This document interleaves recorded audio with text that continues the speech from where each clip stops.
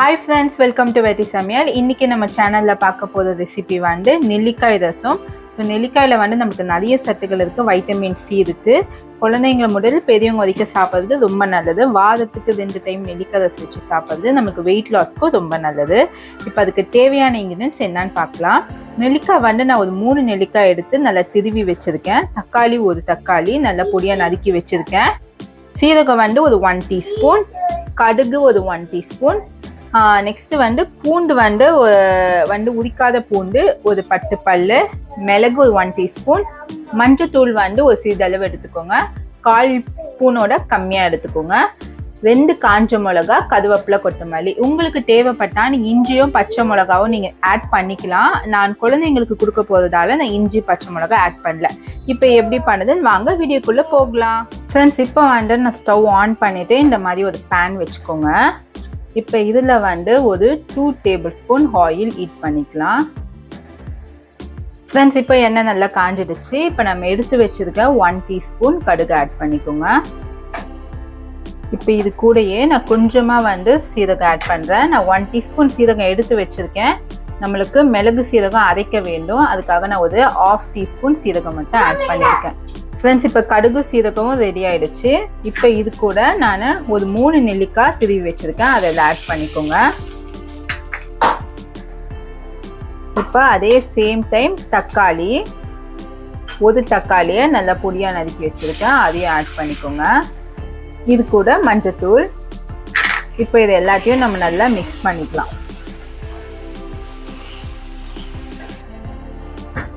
Friends, இப்போ பார்த்தீங்கன்னா இப்போ வந்து நம்மளுக்கு வந்து இந்த நெல்லிக்காயும் தக்காளியும் நம்மளுக்கு நல்லா வந்து வதங்கிருக்கு. இப்போது இந்த கேப்பில் வந்து இது அப்படியே கொஞ்சம் வதங்கட்டும். இந்த கேப்பில் வந்து நம்ம ரசத்துக்கு வேண்டிய மிளகு சீரகத்தை அரைச்சி எடுத்துக்கலாம். ஃப்ரெண்ட்ஸ், நான் வந்து ஒரு மிக்ஸி ஜாரில் மிளகு சீரகத்தை ஆட் பண்ணி வச்சுருக்கேன். இப்போ இது கூடயே வந்து ஒரு 10 பல்லு பூண்டையும் ஆட் பண்ணி இப்போ இதை வந்து ரசத்துக்கு அரைக்கிற மாதிரி நம்ம கொதன்னு அரைச்சி எடுத்துக்கலாம். ஃப்ரெண்ட்ஸ், இப்போ பார்த்தீங்கன்னா நம்ம வந்து மிளகு சீரகத்தையும் அரைச்சாச்சு. இந்த மிளகு சீரகம் பூண்டு இது 3த்தையும் வந்து நான் கோஸாக வந்து அரைச்சி வச்சுருக்கேன். இப்போ இதில் ஆட் பண்ணிக்கலாம்.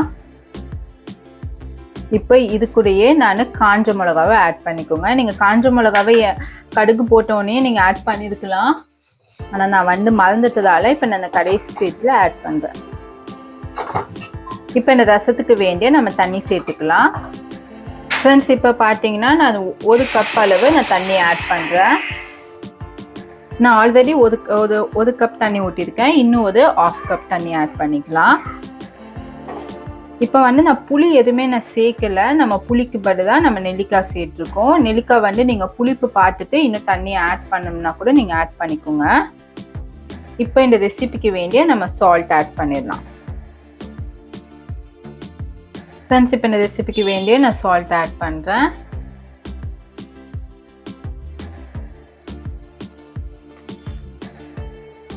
ஸோ உங்களுக்கு புளி போட்டு அந்த ரசத்தோட இது கொஞ்சம் வித்தியாசமாக தான் இருக்கும், ஆனால் ரொம்ப ஹெல்த்தி. உங்களுக்கு இந்த டேஸ்ட் பிடிச்சிருச்சுன்னா நீங்கள் அப்பப்போ செஞ்சு சாப்பிடுவீங்க.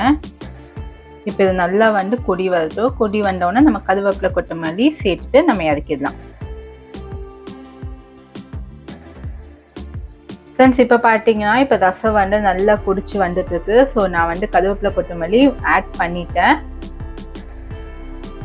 ஸோ இதான் வந்து நம்மளுக்கு கரெக்டான படம். இப்போ ரசத்தை வந்து நம்ம வந்து சர்விங் பவுலுக்கு ட்ரான்ஸ்ஃபர் பண்ணிடலாம். ஃப்ரெண்ட்ஸ், இப்போ பாருங்கள், நம்மளுக்கு சூப்பரான நெல்லிக்காய் ரசம் ரெடி ஆகிடுச்சு. நான் இப்போ இதை சர்விங் பவுலுக்கு ட்ரான்ஸ்ஃபர் பண்ணுறேன். நல்ல ஒரு சூப்பரான ஒரு மனம்.